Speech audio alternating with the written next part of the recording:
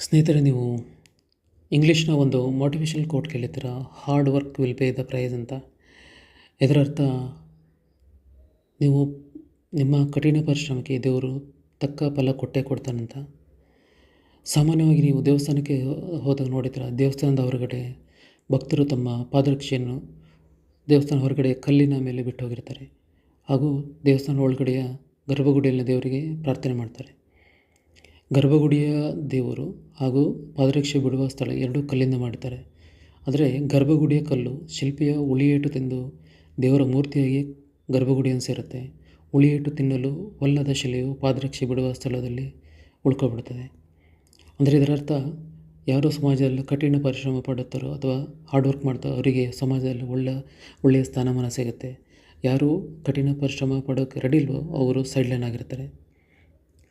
ಈ ಸಮಯದಲ್ಲಿ ನಮ್ಮ ಕನ್ನಡದ ಸಾಹಿತ್ಯ ಸಾಲ ಎರಡು ಸಾಲ ನಿಮಗೆ ಹೇಳೋಕ್ಕೆ ಇಷ್ಟಪಡ್ತೀನಿ. 10 ಅಡಿ ಬಾವಿ ತೋಡುವುದನ್ನು ಬಿಟ್ಟು ಒಂದೆಡೆ 10 ಅಡಿಯಷ್ಟು ತೋಡು, ಚಿಮ್ಮುವುದು ಉದಕವು ನೋಡು. ಅಂದರೆ 10 ಕಡೆ ಜಾಗದಲ್ಲಿ ಒಂದೊಂದು ಅಡಿ ಬಾವಿ ತೋಡಿದರೆ ನೀರು ಬರಲ್ಲ. ಒಂದೇ ಕಡೆ 10 ಅಡಿಯಷ್ಟು ಒಂದು ಬಾವಿ ತೋಡಿದರೆ ನಿಮಗೆ ಚಿಮ್ಮುವುದು ಉದಕವು ನೋಡು ಅಂತಾರೆ. ನಾವು ದೊಡ್ಡ ಗುರಿಯನ್ನು ಸಾಧಿಸಲು ದೊಡ್ಡ ನಿರ್ಧಾರ ಹಾಗೂ ಹಗಲು ರಾತ್ರಿ ಅದರ ಬಗ್ಗೆ ಕನಸು ಕಾಣಬೇಕು ಮತ್ತು ಹಾರ್ಡ್ ವರ್ಕ್ ಮಾಡಬೇಕು. ನಿಮಗೆ ಗೊತ್ತಿರಬಹುದು, ವಿಶ್ವದ ಅತ್ಯಂತ ವೇಗದ ಓಟಗಾರ ಉಸೇನ್ ಬೋಲ್ಟ್. ಈತ 2008ರ ಬೀಜಿಂಗ್ ಒಲಿಂಪಿಕ್ಸ್ನಲ್ಲಿ ದೊಡ್ಡ ಸಾಧನೆ ಮಾಡಬೇಕು ಅಂದರೆ ಗೋಲ್ಡ್ ಮೆಡಲ್ ವಿನ್ ಆಗಬೇಕಂತ 2004ರಿಂದಲೇ ತಯಾರಿ ನಡೆಸ್ತಾನೆ. ತನ್ನ ಆಹಾರ ಕ್ರಮ ಅಥವಾ ಫಿಟ್ನೆಸ್ ಪ್ರತಿಯೊಂದರಲ್ಲೂ ಫೋಕಸ್ ಮಾಡಿಬಿಟ್ಟು 4 ವರ್ಷದಿಂದ ರೆಡಿಯಾಗಿರ್ತಾನೆ. ಬೀಜಿಂಗ್ ಒಲಿಂಪಿಕ್ಸ್ ಬರುತ್ತೆ 2008ರಲ್ಲಿ. 2008ರ ಬೀಜಿಂಗ್ ಒಲಿಂಪಿಕ್ಸ್ನಲ್ಲಿ 100 ಮೀಟರ್ ಹಾಗೂ 200 ಮೀಟರ್ ಓಟದಲ್ಲಿ ಕ್ರಮವಾಗಿ 9.58 ಹಾಗೂ 19.19 ಸೆಕೆಂಡ್ನಲ್ಲಿ ರೀಚ್ ಆಗ್ತಾನೆ.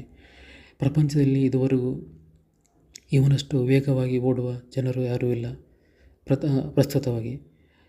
ಹಾಗಂತ ಈತ ರಾತ್ರಿ ಬೆಳಗಾಗೋದ್ರೊಳಗೆ ಅಥವಾ 1-2 ತಿಂಗಳಲ್ಲಿ ಈ ಸಾಧನೆ ಮಾಡಿಲ್ಲ. ಸತತ 4 ವರ್ಷ ಕಠಿಣ ಪರಿಶ್ರಮದ ಫಲವಾಗಿ ಇಂದು ಈತ 753 ಕೋಟಿ ಒಡೆಯ ಆಗಿರ್ತಾನೆ. ಸಾಮಾನ್ಯವಾಗಿ ಜನರು ಒಬ್ಬ ವ್ಯಕ್ತಿ ಒಂದು ದೊಡ್ಡ ಸಾಧನೆ ಮಾಡಿದಾಗ ಆ ಸಾಧನೆಯ ರಿಸಲ್ಟನ್ನು ನೋಡೋಕ್ಕೆ ಇಷ್ಟಪಡ್ತಾರೆ ಹೊರತು ಆ ಸಾಧನೆ ಹಿಂದಿನ ಪರಿಶ್ರಮ ನೋಡೋದಿಲ್ಲ. ಸ್ನೇಹಿತರೆ, ನಮ್ಮ ಜೀವನದಲ್ಲಿ ಕನಸು ಕಾಣುವುದು ತಪ್ಪಲ್ಲ, ಆದರೆ ಆ ಕನಸನ್ನು ನನಸಾಗಿದುಕೊಳ್ಳದಿರೋದೇ ತಪ್ಪು.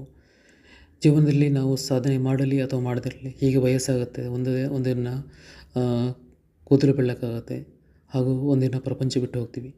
ಆದರೆ ಈ ರೀತಿ 10 ಮೋಟಿವೇಶನಲ್ ವಿಡಿಯೋ ನೋಡಿ ಅದರಲ್ಲ ಯಾವುದಾದ್ರೂ ಒಂದು ಅಂಶನ ನಮ್ಮ ಲೈಫಲ್ಲಿ ಅಡಾಪ್ಟ್ ಮಾಡ್ಕೊಳ್ಳೋದ್ರಿಂದ ನಮ್ಮ ಜೀವನ ಚೇಂಜ್ ಆಗ್ಬೋದು.